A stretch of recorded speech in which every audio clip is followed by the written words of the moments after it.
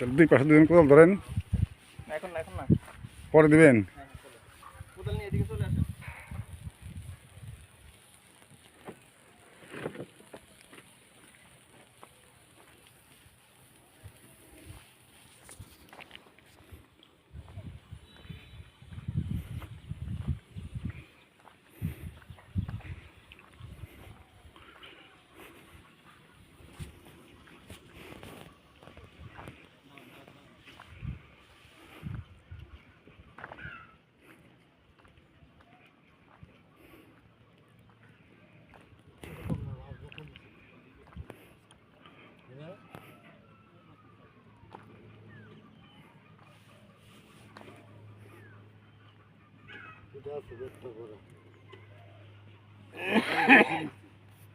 আমার দেই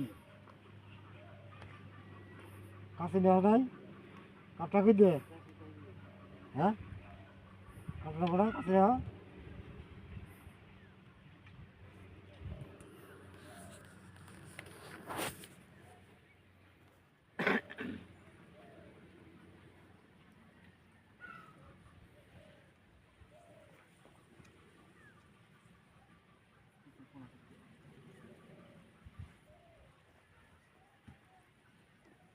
এই পর্যন্ত আসেন।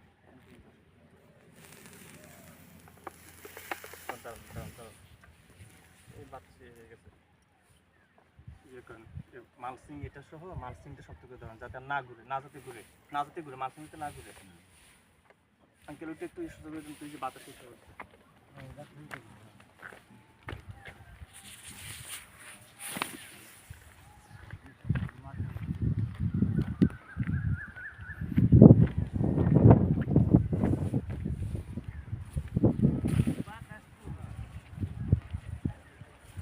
এই জন্য টাইনে হলে অর্ধেক টাইনে দিয়ে মাটি দিয়ে নেবো, পুরো টাইনে পারবেন না আপনারা। অর্ধেক আয় না মাটি দিয়ে লয়ে আবার অর্ধেকটা এখন। হ্যাঁ হ্যাঁ হ্যাঁ, এইভাবে করলেই তাহলে হইলো ওই মাটি এই যে বাতাসে সরাই পারবো না এটা।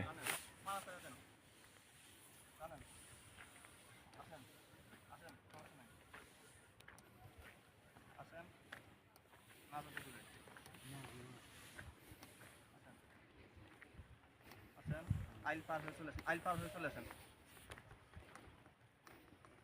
হ্যাঁ, শক্ত করে ধরে রাখেন। আর এটার উপর আস্তে মাটি দেন, চাক দিয়েন না, গুঁড়া মাটি দেন। না যাতে ঘুরে, গুঁড়া মাটি দেন। এই বেশি দিন আস্তে আস্তে দেন, নাহলে আবার ছিঁড়ে যাবে। কোনাটা ওটার মধ্যে একটু ভাঁজ করে দেন। এই হ্যাঁ, এবার ভিতর দিকে নিচের দিকে দুই পাশে দেখেন সমান হয়েছে কিনা। ওই যে পশ্চিম পাশ মনে একটু বেশি হয়েছে, দুই পাশ সমান হয়েছে কিনা দেখেন। পূর্ব পাশে আর বেশি চলে গেছে কিনা। না ঠিক আছে, একটু দেন, বাস। হ্যাঁ, এবার মাটি দেন, কোনাটা একটু ভাঁজ করে ঢুকিয়ে দেন ভিতর দিকে। এভাবে হ্যাঁ, এভাবে কোনাটা দিকে ঢুকিয়ে দেন। না কাটা লাগবে না, কাটিন না। দাঁড়ান দেখি, আমি দেখাচ্ছি।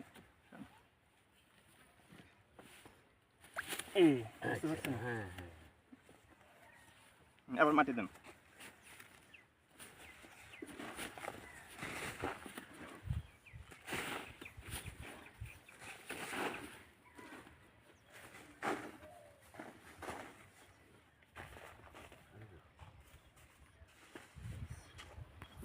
এটা নিখুঁতভাবে মানসিং করার একটা কৌশল, যাতে কোনো ভুল ভ্রান্তি না থাকে। সেই জন্যই আমাদের ইকবাল স্যার আছেন এখানে, সে ওইটাকে ইনস্ট্রাকশন করতেছেন, দেখাইতেছেন। আমরা যারা আছি আমাদের যতটুকু মানসিং পদ্ধতিতে ভুল ভ্রান্তি ছিল সেটাকে আরও সুন্দর করে দেখানোর জন্যই আজকের এই প্রোগ্রাম, আজকের এই আলোচনা কার্যক্রম। এবার কাছে দিয়ে এই জায়গা দিয়ে এই যে এদিকে মাটির সাথে মিলিয়ে এদিক দিয়ে কেটে দেন।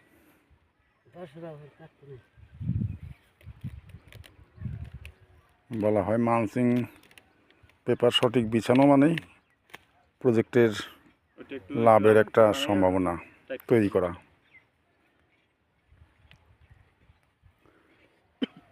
এবার যেটা করবেন, এবার যে জিনিসটা করবেন, হ্যাঁ যে এভাবে ধরবেন, ধরে আছে না ওই দিক দিয়ে একদম যান, পা দিয়ে হাতে টান দিয়ে একটু পা দিয়ে এভাবে পাড়া দেন, আপনার বাম পা দিয়ে পাড়া দেন। এই দেখছেন কিরকম টাইট হয়েছে না, এরকম ফিটিং থাকবে মালসিং। যখন এই যে এগুলো দেখা যায় না, যখন জমিতে একটু মাটি হবে, মাটিটা একটু নরম হবে, তখন এগুলো সুন্দরভাবে ইয়ে হয়ে যাবে। মালচিংটা এরকম একদম টাইট ফিটিং হবে। এবার এই দুজনে পা দিয়ে টান দিয়ে, ওই যে উনি যেরকম দিচ্ছে না, এরকম দিয়ে যান। ওই দিক দিয়ে কোনো কোদাল ধরে না, তাহলে হচ্ছে ফিটিংটা সুন্দর থাকবে, একসাথে হয়ে যাবে আর কি। বাম পা দিয়ে, বাম হাত দিয়ে টান দিয়ে একটু বাম পা দিয়ে পাড়া দিবেন, তারপর মাটি দিবেন, আবার আস্তে আস্তে পিছনে আসবেন। আর দুই সাইডে একটু খেয়াল, একজন ধরলে হবে, যে দিবে সেই ধরলে হবে, সমস্যা নেই। বেশি গেলে একটু টান দেন, টান দেন, টান দেন। না ওটা ছাড়া লাগবে না। হ্যাঁ হয়েছে, হ্যাঁ হ্যাঁ হয়েছে, হয়েছে, দেন মাটি দেন।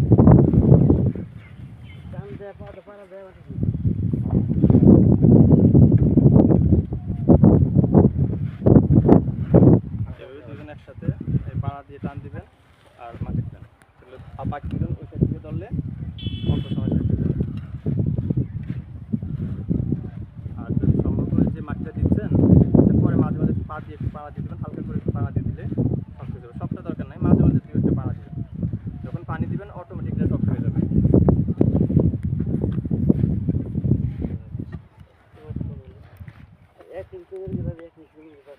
ওই এইটা কাগজ টান দিল, ও সামনে যায়, ওই সামনে বেঁকা হয়ে গেছে কাগজটা টান দিয়েছে ওইদিকে। থাকলে চলবে, কাশেম দিচ্ছে কাশেম চাচা খেয়াল রাখবেন।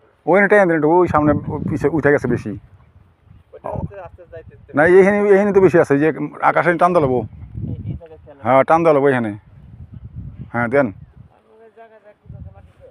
ওই অর্ধেকটা করে করা লাগবো, মানে বাতাসের সঙ্গে ছড়াই দিব। ও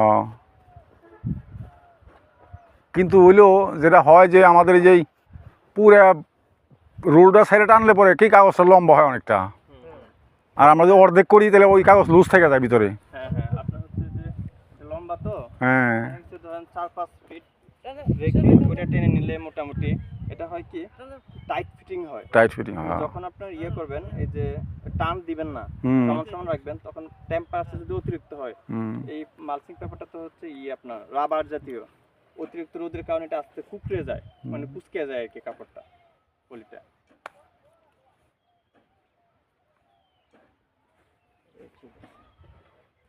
এরকম ভাবে সবগুলা দিয়ে দিলে হবে।